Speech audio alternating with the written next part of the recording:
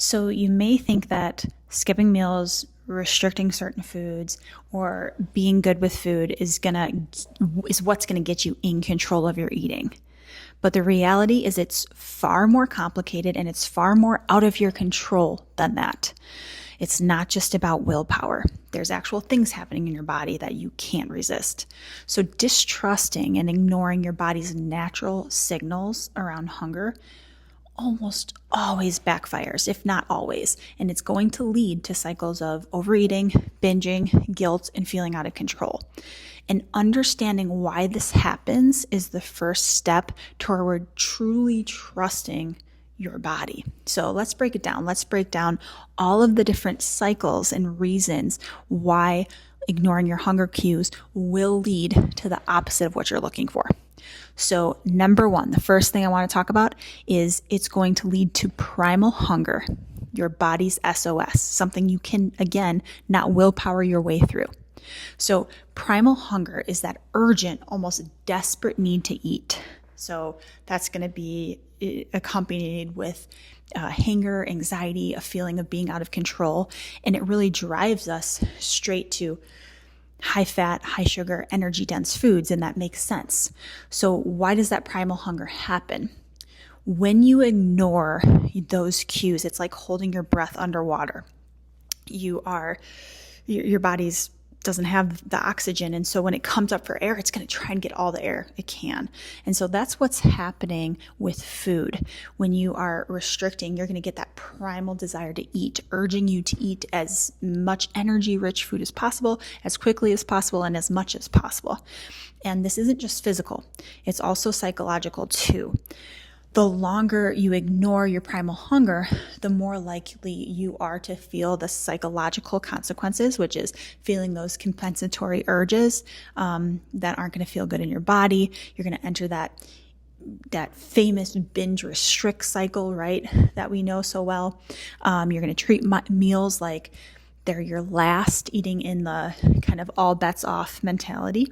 You're going to continue to lose that interoceptive awareness and your ability to read your own body's cues and trust your own body's cues. So in short, ignoring hunger teaches your brain to distrust your body. You start questioning whether your natural drive to fuel yourself is valid, which is going to lead to disconnection and a lot of guilt around food. So primal hunger, number one. There's nothing we can do about it. That is going to drive you to eat, and it's trying to protect you. So the next thing, number two, the deprivation effect, and why no doesn't work. Simply just saying no and depriving yourself. So dieting doesn't just restrict food, it hijacks your brain. When we take a food off the table, shame ourselves for wanting that food, or mentally restricting by shaming ourselves while eating it, we trigger these obsessive thoughts about food, low energy, heightened anxiety, and again, a disconnect from our own bodies.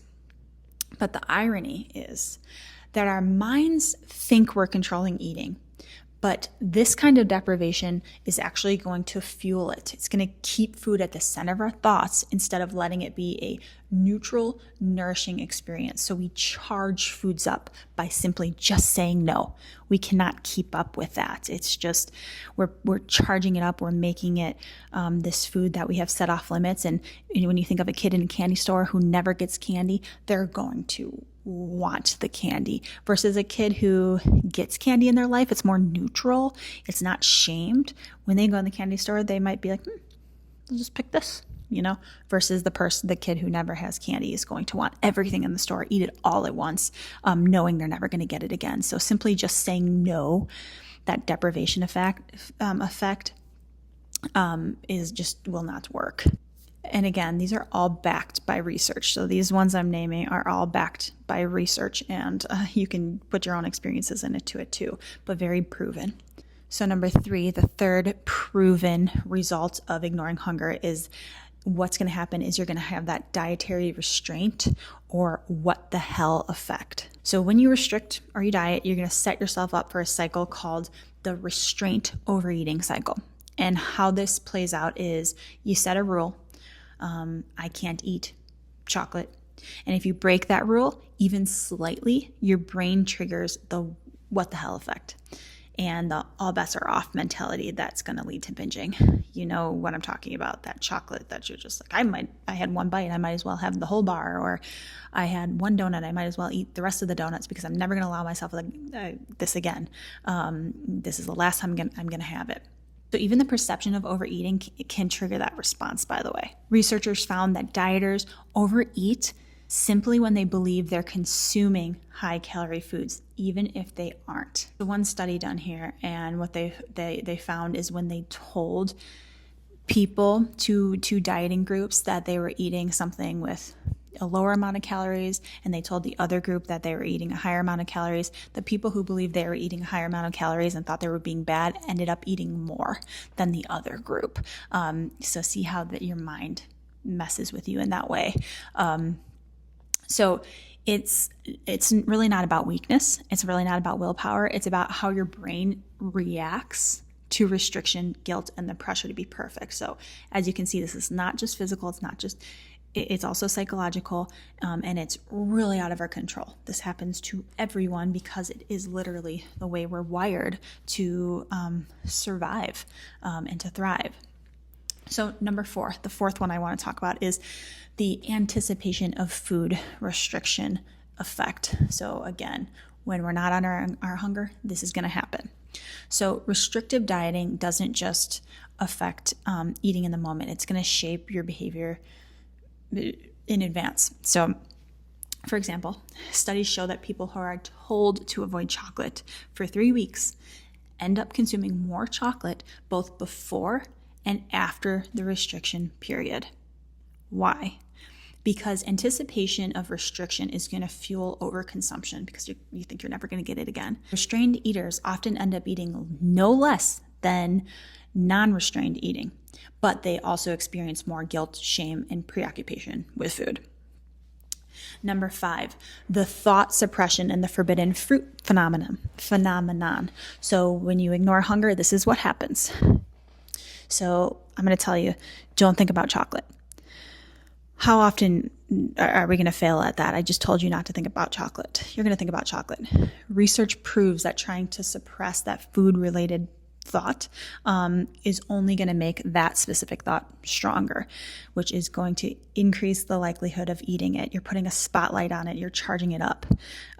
So similarly, this forbidden fruit phenomenon is classic psychology.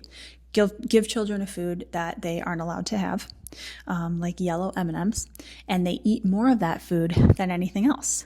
So both biological and psychological deprivation is going to fuel obsessive thoughts and disconnect you from your body cues. So what's the takeaway with these 5 different phenomenons and research-backed behaviors from ignoring hunger and restriction? When we ignore hunger, when we restrict ourselves, when we shame ourselves around food, we're fighting against our body's natural intelligence and create these shame cycles. Hunger is a signal. It's not a weakness. And restriction and shaming is a setup for overeating, binging, and the endless cycle of guilt. So understanding that these mechanisms are out of your control and natural is the first step to kind of accepting that and breaking free and understanding we don't have control over that and going toward what actually works. But knowing is only part of the work. Learning how to reconnect with your body, trust all its cues, normalize all foods.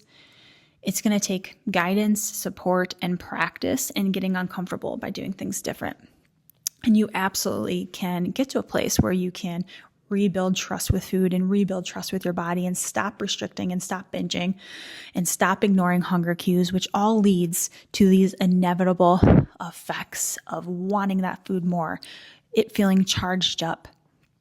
All of those 5 things that we talked about. And this is what I see with my clients time and time again. They fall into, if not all of these cycles, many of them. And again, this is research backed. This is not just your experience. This is the drive, both physically and psychologically, that your body is going to take naturally because it's not a willpower problem. It is not something we can just white knuckle. It is not something we can, beat. You're inevitably going to fall into these places. So the only way to get out of that is to start listening to your cues, learning your cues, not ignoring your hunger signals, feeding yourself consistently, not shaming your body, really being able to trust all foods and eat from a place of trust, respect, and compassion, which takes building back up trust with food in your body. So I hope this was helpful. If you have any questions, let me know. I love chatting about these specifically and really bringing in the research because it's hard to argue. But I also want to leave you with, this research is really helpful, but ask yourself, what happens? What happens when you ignore hunger? Does it ever actually work? And if you say yes, it works, for how long until it doesn't work? Because something that works should last and work all the time, right? And in addition, if it's working for you for a long time, what negative impacts might it be bringing into your life? That having to consistently ignore hunger and being successful at that, what does that actually do to you physically and mentally? Bring in your own experience. Ask yourself, is this what I really want? Is there another way? Because I can tell you there absolutely is another way that allows you to feel in control. Being able to, you can listen to your hunger cues. You can listen to your cues. You can trust all of them. You can truly trust your body. You can be friends with your body. You can practice respect and feel just truly free of all the food noise. And you really deserve it.